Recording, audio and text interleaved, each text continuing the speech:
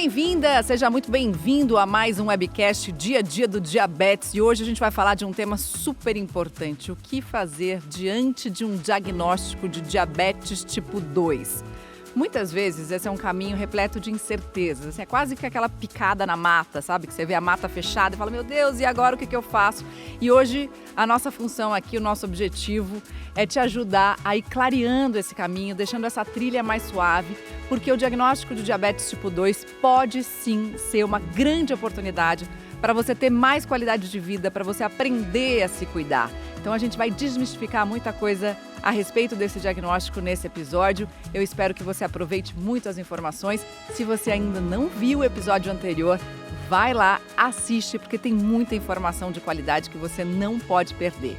E hoje eu estou aqui com a doutora Mônica Gabay, que é endocrinologista, pós-doutora em endocrinologia pela Unifesp. Bem-vinda, doutora. Muito obrigada, um prazer estar aqui novamente para um bate-papo. Prazer é todo meu. E também estou com o Dr. Márcio Krakauer, que é médico endocrinologista e coordenador do Departamento de Tecnologia, Saúde Digital e Inovação da Sociedade Brasileira de Diabetes. Bem-vindo, Dr. Márcio. Obrigado, Mariana. Prazer para mim também estar aqui com você e com a minha querida amiga Mônica. Que delícia, muito bom, o prazer é todo nosso. Bom, para a gente começar, primeiro, diabetes tipo 2. Algum sintoma que a pessoa pode desconfiar? Ei, estou com diabetes tipo 2. Ou é uma doença completamente silenciosa? Depende do momento que a gente está falando, né? Infelizmente, se a gente, ao longo da história do diabetes, não tiver um momento de medir uma glicose, pode não ter diagnóstico nenhum, não ter sintoma nenhum. É claro que à medida que a doença caminha, é possível que você tenha diagnóstico, sintomas muito semelhantes aos do diabetes tipo 1. Aquela pessoa que tem urinando muito, bebendo água, sensação de visão turva, eventualmente uma cicatrização que não está adequada, uma lesão de pele, mas muitas vezes isso passa desapercebido, né, Márcio? Durante muitos anos, e por isso faz parte a rotina do nosso check-up. Ir no médico, e nisso nós temos a possibilidade de fazer um exame de glicose e determinar que essa glicose está alta, mesmo sem ter sintoma nenhum. E aí, doutor Marcos, por isso que muitas vezes é aquele susto na hora do diagnóstico. Não estou sentindo nada, como assim, né? Agora você vai me dizer que eu estou com diabetes tipo 2. Frequentemente, quando faz diagnóstico, a glicose já está alta por muito tempo, 5, 10 anos de atraso. E é frequente, a pessoa vai fazer um exame de vista no oftalmologista, ele detecta diabetes já por uma alteração do olho. O homem vai no médico urologista porque está com sintomas de disfunção erétil, o urologista detecta o diabetes naquele momento, porque já é um sintoma, ou mais na verdade uma complicação. Então a Mônica disse muito bem, é preciso, na verdade, a gente saber quem são as pessoas que têm mais chance de ter diabetes e elas serem monitoradas ao longo do tempo antes de ter. E na verdade não é que não tem esses sintomas, confunde. Eu bebi muito. Tá calor. Tá calor, estou fazendo xixi demais, mas isso é porque eu bebi ontem em chope. Então, as coisas vão indo. Minha visão está turva, não, mas acho que eu estou ficando velho. Então, vai confundindo e atrasando muito esse diagnóstico. Isso é uma das maiores barreiras que nós, sistema de saúde como um todo, enfrentam com o diabetes tipo 2. Agora, por que ao descobrir a doença, alguns pacientes tratam com medicamento via oral, outros com medicamento injetável? Quero acrescentar essa pergunta. E qual é o papel da insulina nisso tudo? Então, na verdade, a gente tem diretrizes. A Sociedade Brasileira de Diabetes preconiza uma rotina a depender de cada situação. Então, na maioria das pessoas com diabetes tipo 2, em algum momento você vai estar lá com mudança de estilo de vida, medicação oral e depender dessa insulina, que no momento inicial a gente tem um fator que a gente chama resistência. A pessoa tem insulina, mas esse pâncreas está trabalhando muito e não está dando conta da demanda. Medicações orais poderão ser suficientes, algumas injetáveis que não insulina, mas a partir que o tempo vai passando, essa insulina vai ser consumida e a gente vai precisar aplicar a insulina sim, né, Márcio? Só complementar, é isso. Na verdade, a maioria das pessoas com diabetes tipo 2 não precisa usar insulina, porque tudo depende de como essa doença é construída, Mariana. O diabetes começa, na verdade, com um antecedente de família, mas principalmente com ganho de peso, aquele peso que vem na barriga. Então, se a gente consegue detectar nessas fases menores, mais precoces, frequentemente a redução de peso e medicações que atuam em alguns dos defeitos que o corpo tem são suficientes. E isso serve para remédios orais e esses injetáveis que não são insulinas. São a base a gente chama de hormônio GLP-1, análogos, agonistas e tal. Esses medicamentos podem ir junto com a jornada da pessoa por muito tempo. Mas mesmo a pessoa que diagnostica cedo já não produz bem insulina. Isso é um fator importante. Não produz bem, mas produz. Se a gente não consegue melhorar isso, ou se a própria doença evolui e vai perdendo a produção de insulina, é a hora que a gente começa a repor. Então, o médico está atento para detectar este momento para prescrição da reposição. Insulina se repõe, não se dá quando quer. Então a gente repõe quando a gente sabe que está em falta. E por isso é tão importante esse acompanhamento no tratamento, né? Não é aquela doença que você vai receber um diagnóstico, vai uma vez no médico, olha, faça isso, está curado. Não, é uma doença crônica e vai ter que ser acompanhada para o resto da vida. E muitas vezes esse tratamento tem que ser adequado. Exatamente, quer dizer, você falou a palavra correta, é um processo ao longo da vida. Quem tem o diagnóstico de diabetes, em geral, o terá para o resto da vida. Você passa em fases diferentes. Então, você precisa desse acompanhamento médico para saber em cada etapa qual a melhor abordagem, o que você deve fazer, sempre privilegiando e nunca deixando de insistir nessa mudança de estilo de vida que é tão importante para o diabetes tipo 2. Eu faço uma analogia que é igual o hino do Flamengo. Uma vez Flamengo... Sempre Flamengo. Então, uma vez diabetes, com diabetes, sempre, por enquanto, na fase que nós estamos, sempre. Você pode entrar em fases de remissão, não de cura. Remite, fica como se fosse normal, quieto, porque está muito bem tratado. Mas qualquer mudança pode voltar a piorar. Então, uma vez a pessoa tem diabetes, ela vai carregar isso, mas ela pode ter uma vida bacana com isso. A questão não é a qualidade da vida, não há cura para o diabetes, há remissão eventualmente. Agora, você falou, doutor Márcio, sobre a questão da família, né? Que talvez essa pessoa que sabe que tem pai ou mãe com diabetes já é um sinal de alerta para que ela fique atenta. Qual é o papel da genética no diabetes? É muito importante. Imagina que se todas as pessoas com obesidade, só pela obesidade, forem ter diabetes, apresentar diabetes, como estaria o número de diabéticos no mundo.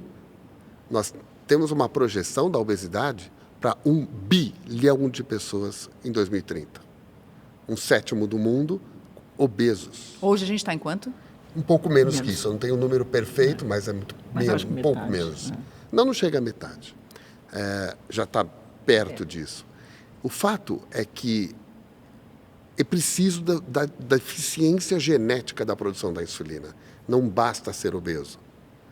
Então, a obesidade é o fator que quem tem a genética vai ser... o gatilho que vai empurrar para o diabetes. Mas não é somente a genética e nem somente a obesidade. É a mistura das coisas. Então, a genética é muito importante porque sem ela a pessoa não tem a falta da produção da insulina. De forma relativa, claro, no começo, e de forma mais absoluta no passar dos anos.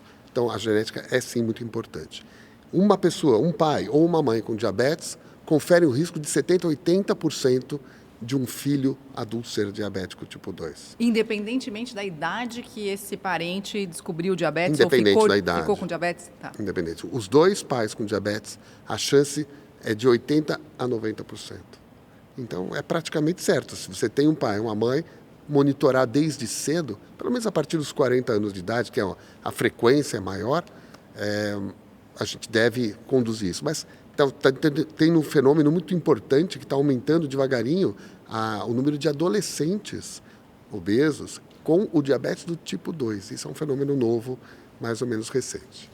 Mas eu acho que vale ressaltar também que não é uma sina. Quer dizer, se eu tenho um pai com diabetes, com certeza eu terei diabetes. Exato.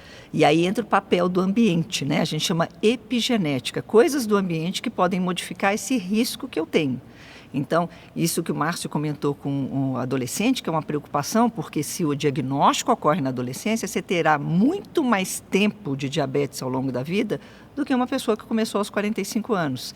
Então, é importante que essa família tenha um ambiente propício para evitar que esse gatilho da obesidade, sedentarismo, faça esse adolescente ter diabetes. O que está acontecendo é, você tem uma genética favorável e as crianças estão ganhando muito peso, estão muito na frente da tela, sedentárias, você está fazendo com que essa doença comece mais cedo e isso é um problemaço para a saúde pública.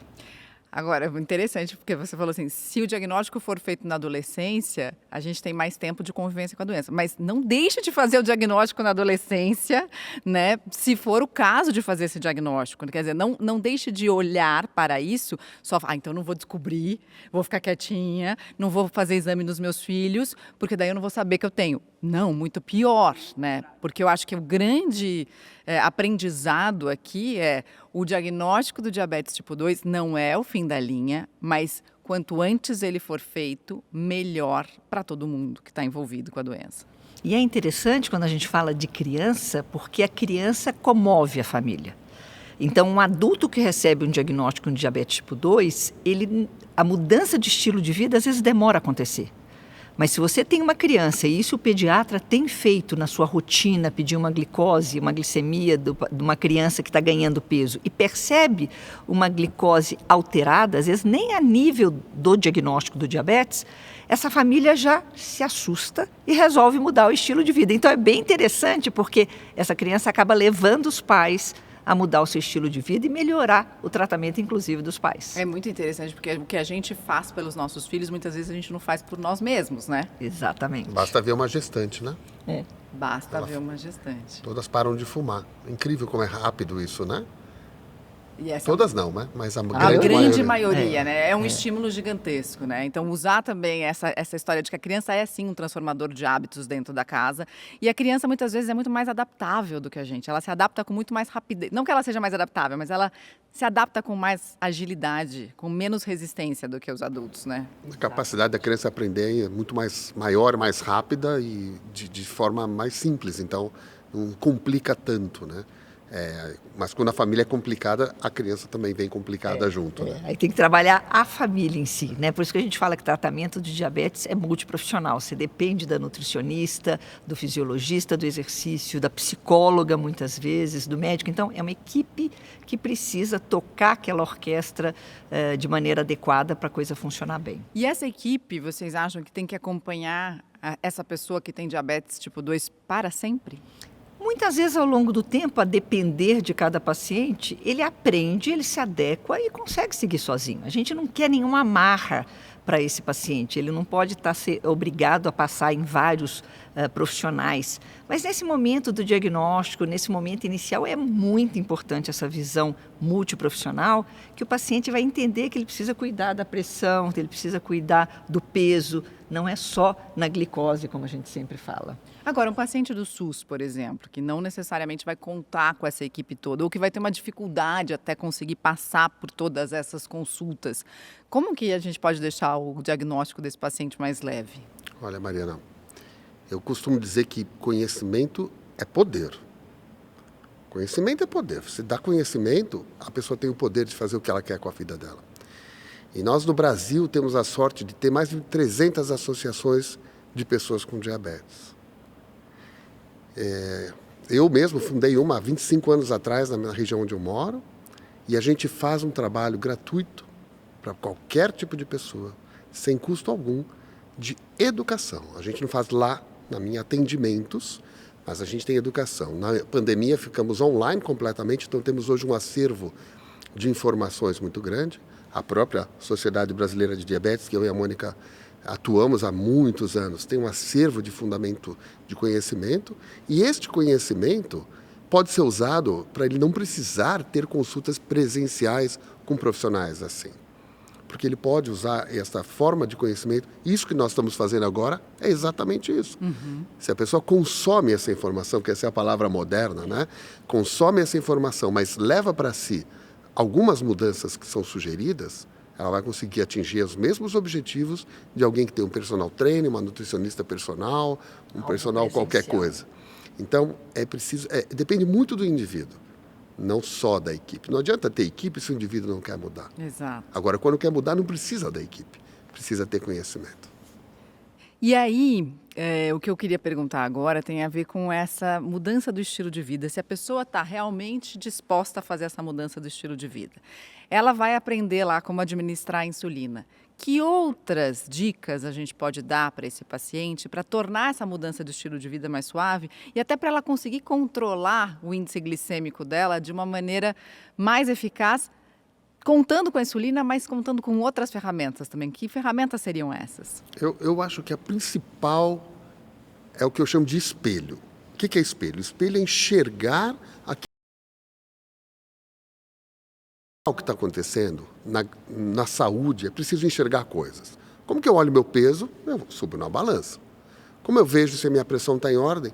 Eu vou medir. Vou no posto de saúde ou eu vou ter um aparelho, um pulso que hoje está super em conta.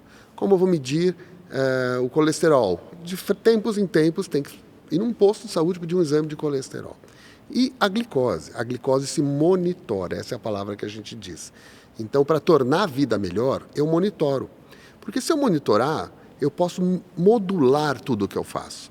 Eu posso não precisar exagerar no alimento, nem no exercício, para menos ou para mais. Porque eu, com conhecimento, vou saber onde eu devo estar e como as minhas atitudes impactam nisso. Então, além de remédios e insulina, aplicação, que aí é técnica, tem educação, tem hora, etc., tem prescrição, mas além disso, monitorar a saúde faz muito sentido. Então, acho que essa é a maior dica que eu dou assim. Monitorem a sua própria saúde. Como você mesma disse, não deixem para baixo do tapete para depois ver algo muito impactante. Monitorem quando está tudo bem, porque daí a gente não leva para a coisa ficar pior depois. É o papel, né? Igual quando a gente dirige um carro. Você tem um velocímetro ali, para você se basear. Você tem hoje em dia aplicativos que direcionam o lugar que você vai. Olha como a gente está dependente disso, porque você vai fazer um caminho conhecido, você checa no aplicativo, será que eu consigo chegar mais devagar, mais rápido, o que eu preciso? Então, essa visão do global a gente precisa ter. E a gente já sabe hoje, por exemplo, comi o almoço, uma refeição normal, mas dei uma exageradinha no carboidrato. Se eu caminhar depois, ou for fazer uma atividade física logo depois, isso já vai baixar, já vai contribuir para baixar a minha insulina? Existem estudos mostrando isso, que você caminhar após um exercício, especialmente para o paciente com diabetes tipo 2 e também para gestante, tem um aspecto positivo de reduzir a glicose naquele momento, sem necessariamente, para determinados casos, aumentar a dose de insulina. Então, aí tem o papel do conhecimento de novo. O paciente monitorando com sensor, com ponta de dedo, ele vai enxergar o efeito daquela atividade física naquele momento, auxiliando porque foi um dia diferente, que comeu mais carboidrato do que habitual, ou no café da manhã, que costuma ter um impacto um pouquinho maior na glicose, isso faz diferença. Aliás, essa é uma dica que você... É muito recente isso, são estudos extremamente recentes, ótimo de ter trazido isso, para mostrar que a ciência ainda é muito importante. Isso veio de estudo científico muito bem feito, publicado em revistas muito conceituadas na medicina, para depois transformar isso numa ação simples do indivíduo em casa. Olha que coisa impressionante, porque hoje a gente sabe que a ciência eventualmente é esquecida. Não, uma boa ciência pode trazer um impacto prático, simples na vida das pessoas. Caminhar, a gente não tinha essa informação antigamente. A gente achava que fazer exercício em qualquer hora era da mesma maneira importante. E é bom. Quem não pode fazer depois de comer, faça em qualquer hora. É muito melhor do que não fazer. Mas essa é uma dica muito legal, valiosa, que se eu puder transformar isso em depois do almoço ou depois do jantar, a gente vai ter um impacto melhor naquela subida que acontece quando come carboidrato, como você mesma disse, e usar até menos quantidade de insulinas quando precisa. E não é uma hora de caminhada, né? Não precisa ser uma hora. 15 minutos, né? Nada que alguém não possa dizer que, né, não tenho tempo para fazer. Né? E caminhada às vezes em volta do quarteirão, então a gente está sempre complicando, né? Preciso ir numa academia, não posso gastar dinheiro, não tenho tempo. Você vai educar, você vai dar as alternativas, os caminhos, mas a pessoa precisa se mexer. Não tem jeito, né? Agora, para a pessoa se mexer, quais são as partes mais importantes de adesão do tratamento de um paciente? O que vocês identificam, assim, que de fato faz aquela pessoa agora caiu minha ficha, eu vou realmente fazer isso direitinho. Tem alguma? Eu acho que tem dois modelos de gente. Um, aquela que tem medo. Pessoa que tem medo. Então, ela tem Essa medo. é boa, né? Ela funciona, porque ela age pelo medo. Mas ela não já dá tem o certo. medo. Ela tem medo porque o pai perdeu o rim, ou não perdeu um pé, uma perna, ou olho, enfim. Então, ela tem medo disso e aí ela adere pelo medo. Eu não gosto muito, né? Porque eu gosto de adesão por amor, por felicidade. Pra acreditar, melhor, né? Pra prevenir. Sempre melhor. Que vai ficar, né? Vai aderir. E tem a pessoa que é comprometida, motivada, que quer cuidar da saúde, que assistiu e assiste programas de saúde e que motivam mesmo, né, as pessoas a mudarem. E Não são a maioria, né? Não são, mas a adesão também não é a maioria. Então, e tem o papel da equipe que está trabalhando com essa pessoa, e não é só o médico. Por isso que a Mônica falou muito bem da equipe.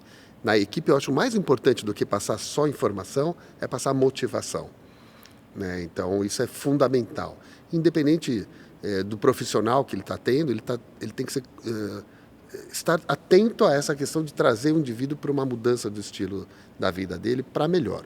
Porque é muito difícil mesmo, né, hoje em dia, fazer essas mudanças, mas é extremamente necessário. E é uma campanha, né? Eu fico falando com as mulheres, especialmente as mulheres. Elas investem tanto de ir no salão, modificar o cabelo, fazer qualquer coisa voltada para a beleza. E quando você vai discutir saúde, não se enxerga a saúde como se enxerga a beleza. Mas na medida que você traz para essa mulher o que pode acontecer ao longo dos anos, especialmente em termos de complicação, você vai devagarzinho convencendo a mudar aos poucos isso daí. E aí, de novo, a gente vai cair na mesma tecla, que é mudança de estilo de vida. A gente está muito preocupado sempre com medicação, mas se a gente trouxer essas modificações, que por incrível que pareça, para o homem é mais fácil aceitar atividade física, por exemplo, do que a mulher, porque ela sempre diz que está muito ocupada, e a gente coloca que você pode fazer atividade no seu dia a dia, não é só ir para a academia. É interessante, né? Eu não sei se vocês viram aquele documentário de como viver até os 100 anos, né? Que está disponível agora no streaming. E é um documentário que mostra, né, que as pessoas, as populações que chegam nessa longevidade toda se mexem muito com atividades cotidianas, né? Sentam no chão, né, fazem os trabalhos domésticos, muitas trabalham no campo. Então, são atividades que a gente parou de fazer e que a gente está pagando um preço alto pelo conforto que a gente tem, pelo conforto, o que a gente chama de conforto, né? E que deixou a gente muito mais parado. Né? Agora, é interessante, do ponto de vista de diferença, homens e mulheres têm mais diabetes ou homem tem mais diabetes? Meio a meio. Divididos? Dividido, mesma coisa. Mulheres na menopausa têm mais? Tem. Aumenta o risco. Aumenta muito? Aumenta, né? Aumenta muito. A deficiência hormonal da menopausa aumenta a chance de ganho de peso, aumenta a chance, não, é praticamente certo, ganho de peso, não precisa ter obesidade. E esse peso, por desbalanço do hormônio feminino para o masculino, acontece no abdômen, que é onde vai se ligar a gordura no fígado, no pâncreas e piorar a deficiência que geneticamente ela já tem. Lembra que tem que ter deficiência genética, tem que ter alteração genética. Tendo alteração genética, essas mudanças favorecem como gatilho o aparecimento do diabetes.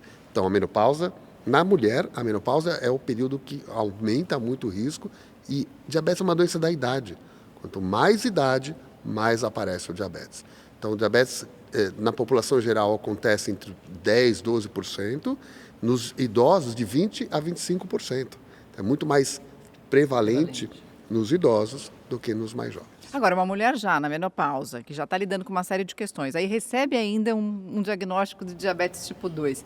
Mais difícil? Mais difícil porque a gente tem também o fato da depressão que às vezes acontece nesse período, então ela precisa do auxílio aí, da ajuda em geral. O psicólogo auxilia bastante até para se encontrar nesse momento diferente da vida dela, em que a autoestima está ruim.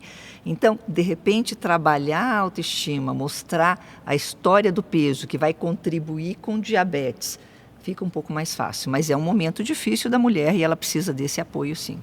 Acho que a mulher devia se preparar para entrar na menopausa, né? Ter cursos de preparo para a menopausa. Tem curso de gestante, vai ter curso, porque vai acontecer, é obrigatório. E tem formas de se passar por essa fase melhores. Então, com conhecimento, com várias dicas, dá para se passar por essa fase de uma forma muito melhor. Dá 3 dicas aí para se preparar para isso. Bom, o primeiro exercício é o mais importante de todos, né? Segundo, aceitar que isso vai acontecer e não querer lutar contra isso. Tem muita gente que luta contra e começa a fazer todas as plásticas do mundo, a achar que é possível modificar o ser humano, mas não é. É possível tentar ajudar alguma coisa, mas modificar não é.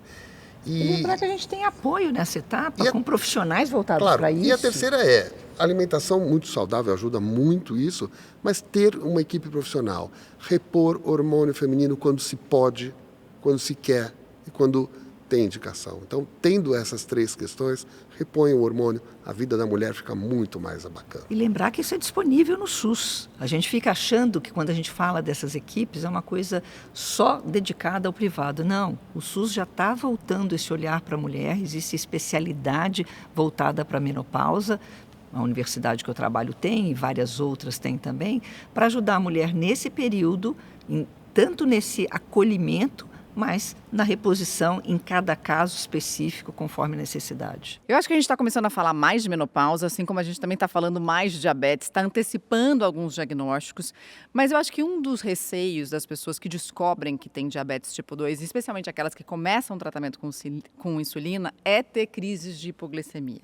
E saber como é que elas administram essa crise para que elas sejam menos preocupantes, menos intensas e com menos consequências. Quais são as dicas para que isso não aconteça ou que a pessoa aprenda a manejar melhor? Bom, em primeiro lugar, entender o que é hipoglicemia, né? Eu preciso medir a minha glicose e entender que esse número está abaixo de 70. Esse foi um critério médico, porque a gente sabe que a partir desse número, caindo esse número, você passa a ter alguns sintomas. Então, insulina em dose inadequada poderá provocar uma hipoglicemia. Então, o que fazer diante de uma hipoglicemia? Primeiro, entender por que ela aconteceu. Aconteceu porque eu não me alimentei, apliquei minha insulina e fui fazer atividade física? Aconteceu porque foi um erro na dose quando eu preparei a minha canetinha ou a seringa para aplicar a insulina?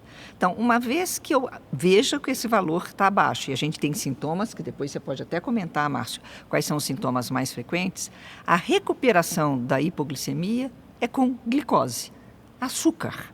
Todo mundo acha que é o momento do doce. Então, eu vou lá, aproveito, pego aquela bolacha recheada, como meio pacote de bolacha recheada.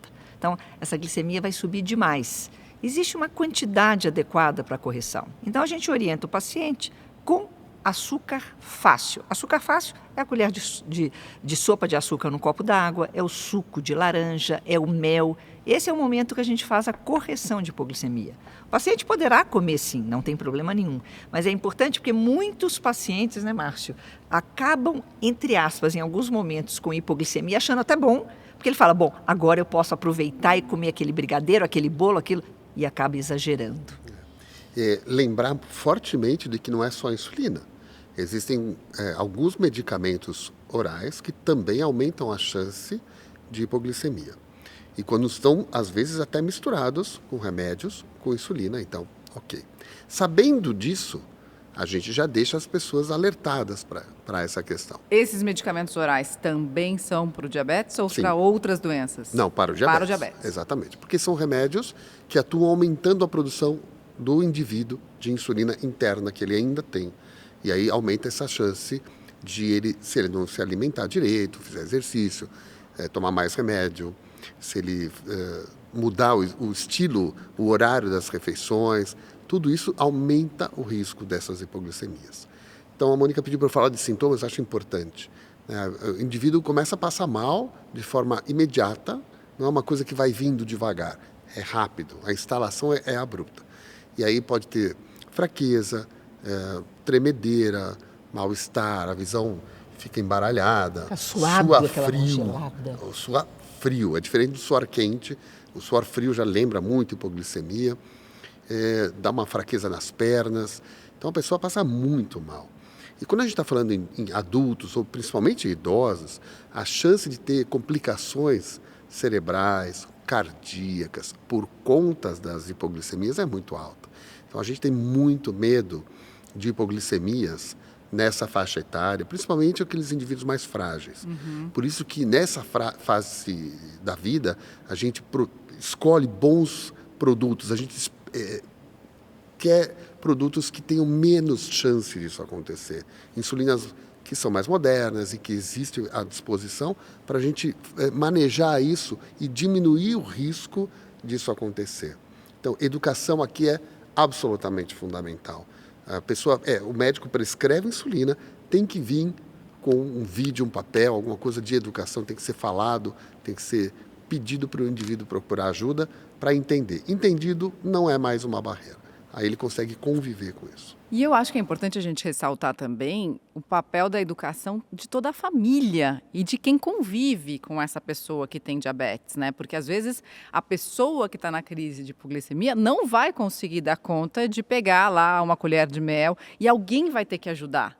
Né? E todo mundo saber que isso pode acontecer e quais são os sintomas, eu acho que é muito importante, porque fala, opa, já sei o que está acontecendo. Identificar o que está acontecendo naquele momento para poder ajudar. E por isso que a gente tem até essa classificação das hipoglicemias, né? A gente chama hipoglicemia leve, quando os sintomas a pessoa está consciente e vai tomar uma atitude do que fazer. Ou aquele momento em que o nível de glicose está muito baixo, a pessoa está confusa, não sabe direito o que fazer, e aí a família, já ciente dos sintomas, vai ajudá-lo e vai proporcionar ali, aquele momento, a glicose que ele precisa. Mas eu acho que também é importante a gente não deixar uma mensagem alarmista, no sentido, então não posso usar insulina, ou não posso tomar a minha medicação, porque eu vou ter hipoglicemia. De novo, é o que o Márcio colocou, é educação. É ensinar o paciente a lidar com esses sintomas, entender a terapia para cada paciente, porque cada vez mais com as novas insulinas, com os novos medicamentos, a gente felizmente tem tido menos hipoglicemia. Bom, e aí o paciente entendeu tudo, chegou ali numa estabilidade, falou, bom, cheguei em minha meta, estou ótimo, estou com todo controlado, vou parar o tratamento. Esse é um erro comum, né? Muito comum. Muito. Isso é o dia a dia da gente, não é? Então, de novo o conceito. Diabetes é uma doença crônica, não curável, pode ter remissão, mas é raro, mas não curável, e que precisa do tratamento do dia a dia para que isso permaneça bom. É esta permanência nessas metas adequadas que faz com que ele evite essas complicações que todo mundo tem medo. Se ele para o tratamento, ele volta para aquele estágio que ele não tem sintoma, ele não está tomando medicação, ele parou de se cuidar bem na alimentação, no exercício, que é muito comum. O diabetes anda muito em fases, viu? E aí ele piora esse controle glicêmico e volta para a gente já naquele estágio mais avançado de novo. Então, essa é uma questão importantíssima. Monitorar. Quando você monitora a glicose, ou na ponta do dedo, ou sensor, do jeito que quiser, exame de sangue com frequência, você tem a chance de ver que piorou e voltar para trás antes de deixar muito tempo. Então, isso é muito importante, a monitorização da saúde.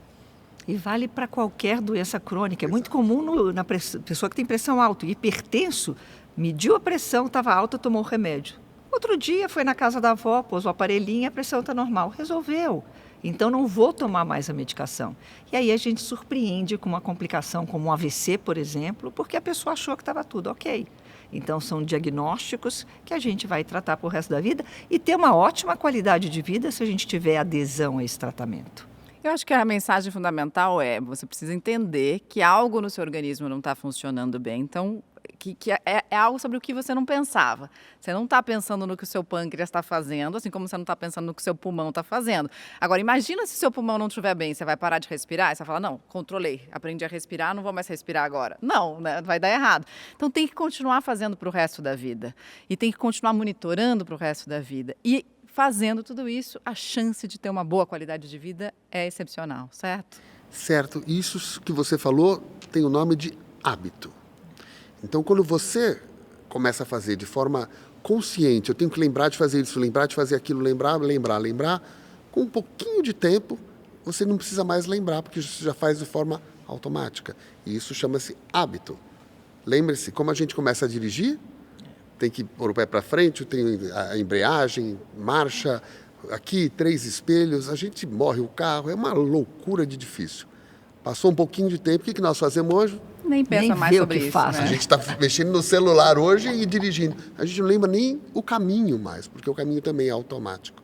Então, dá para, com essa consciência de treinamento, tornar esses negócios um hábito para se tornar automático e não virar um peso na vida das pessoas.